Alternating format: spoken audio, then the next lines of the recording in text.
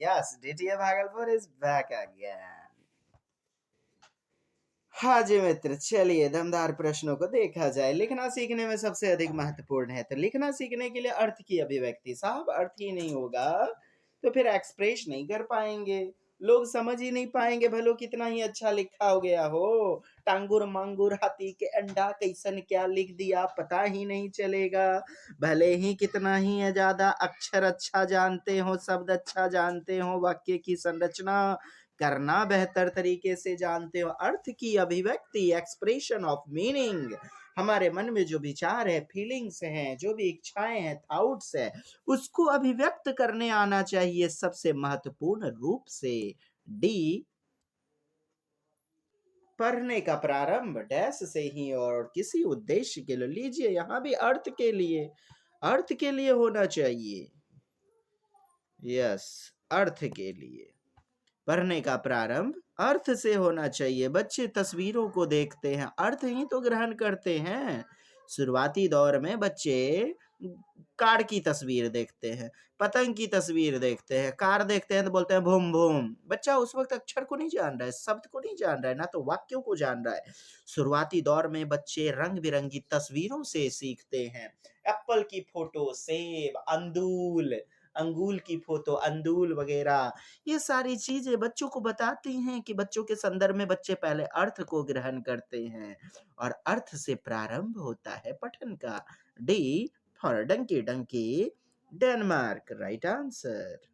Dysgraphia, लीजिए dysgraphia, graph खींचते हैं तो लिखना ना साहब, डी नंबर, लेखन से। भाषा का अति महत्वपूर्ण प्रकार्य है, क्या मेन प्रक्रिया है, मेन उद्देश्य है, तो संप्रेषण ही तो भाषा है। अपने विचारों को, भावों की अभिव्यक्ति करना, संप्रेषण करना। सी, सुनने और लिखने की कुशलता का आकलन यानी असेसमेंट करने के लिए सबसे अच्छा तरीका, तो सबसे अच्छा तरीका क्या होगा, बच्चों में जिससे सृजनात्मकता आए ऐसे टॉपिक देना कि आप अपने जीवन में घटित किसी भी बात का वर्णन करो, अपने परिवार के किसी भी सदस्य के बारे में चर्चा करो, लेखन करो, तो उसमें बॉन्डेज नहीं रहता है, सीमितता नहीं रहती है, बच्चे को दायरे में बांधने वाली बातें नहीं रहती हैं। तो सुनी गई कहानी को शब्दशः लिखना, तो शब्दशः माने एज इट इज, तो रट्टा मारेगा तभी तो एज इट इज लिख पाएगा, इसलिए गलत।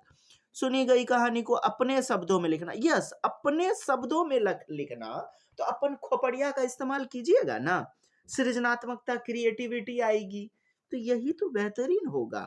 शब्दशः जहां आ गया, हूबहू जहां आ गया, तब तो फिर किताब से छाप रहा है या टीचर जी जैसा कहे वैसा ही एज इट इज लिख जा रहा है, सेम टू सेम डिट्टो, वो तो गलत होगा।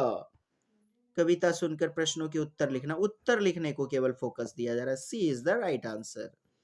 सार्थक पढ़ते समय कभी कभी वाक्यों शब्दों की पुनरावृत्ति करता है या मतलब रिपीट करते हैं, जैसे इंग्लिश ही पढ़ते हैं हम और आप, किसी लाइन को दोबारा पढ़ते हैं, किसी शब्द को, तो उसके मीनिंग को समझने की कोशिश करते हैं ना, समझ में नहीं आती है तब फिर वह समझ के साथ पढ़ने की कोशिश करता है। C number, understanding. आप सोच के देखें, अपने ही समय में अपने समय के काल को याद करें, जब भी कहीं नहीं समझ में आता था उस लाइन को फिर से दोहरा करके दोबारा पढ़ते थे, तो समझ के साथ अंडरस्टैंडिंग बनाने की कोशिश करते थे ना। आपके विचार से प्राथमिक स्तर पर उत्कृष्ट लेखन यानी कि बेजोर वाला, एक नंबर गर्दा वाला लेखन कार्य का उदाहरण, तो किसी आंखों देखी घटना का लिखित वर्णन।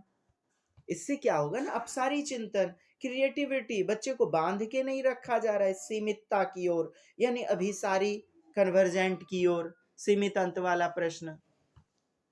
तो किसी आंखों देखी घटना का लिखित वर्णन, तो ऐसा विकल्प का चुनाव करें जिसमें रट्टा मार नहीं हो। छुट्टियां कैसे मनाई इस विषय पर अनुच्छेद, ऐसे वगैरह, निबंध वगैरह, आतंकवाद, होली, ये सारी चीजें आपने देखा होगा, बच्चे किताब से याद करते हैं तब फिर लिखते हैं।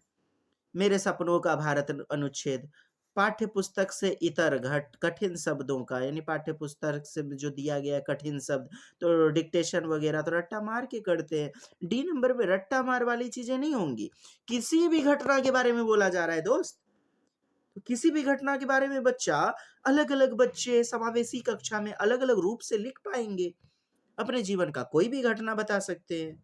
इसलिए उत्तर नंबर डी, डाइवर्जेंट थिंकिंग, जिसे खुले अंत वाला या अपसारी चिंतन वाला कहते हैं।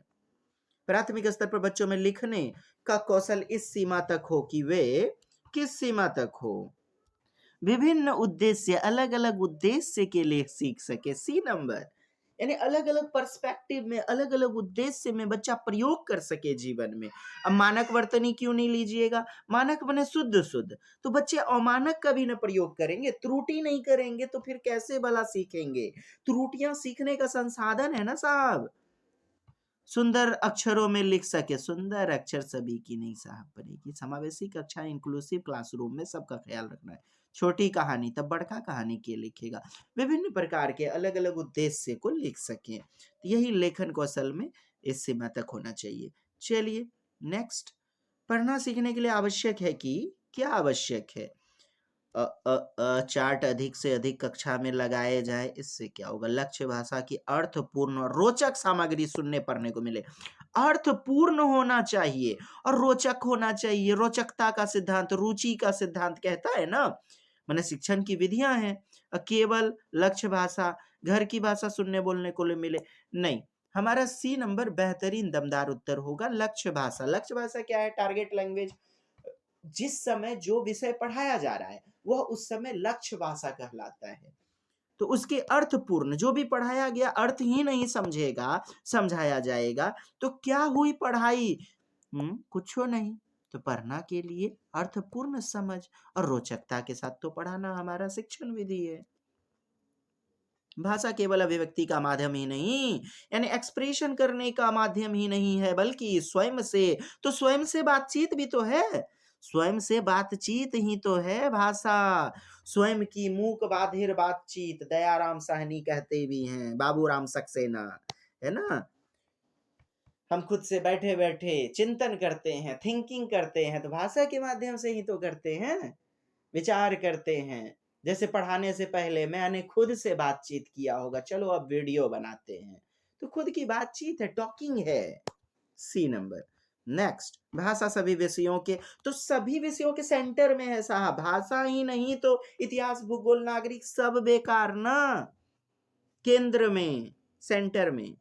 हिंदी के पाठों में अन्य भाषाओं के शब्दों के होने का अर्थ है। अन्य भाषा का शब्द दिया जाता है, तो अन्य भाषा का शब्द क्या दिखाता है? बहुभाषिकता को दिखाता है, हाँ, मल्टीलिंग्विज्म को दिखाता है। अन्य भाषाओं के शब्द दे दिए जाते हैं, चाहे साइंस के कोई भी शब्द हो, चाहे अंग्रेजी वाले शब्द हो। कप, कप और कप लिखा रहता है, जबकि होता है क्या है? CUP cup. तो ये सब क्या है? बहुभाषिकता को दिखाते हैं साहब, सहज प्रस्तुति है। यस। नेक्स्ट, उच्च प्राथमिक स्तर पर विभिन्न उद्देश्यों के लिए किए जाने वाले लेखन कार्य के लिए सबसे महत्वपूर्ण, लेखन कार्य के लिए महत्वपूर्ण। अब कहता है उच्च प्राथमिक स्तर, जल संरक्षण का विज्ञापन, केवल जल संरक्षण पे टॉपिक कर रहा है। आपदा प्रबंधन, ये लीजिए, केवल आपदा। अधूरी कहानी का अंत लिखना, अधूरी कहानी का केवल अंत लिखना।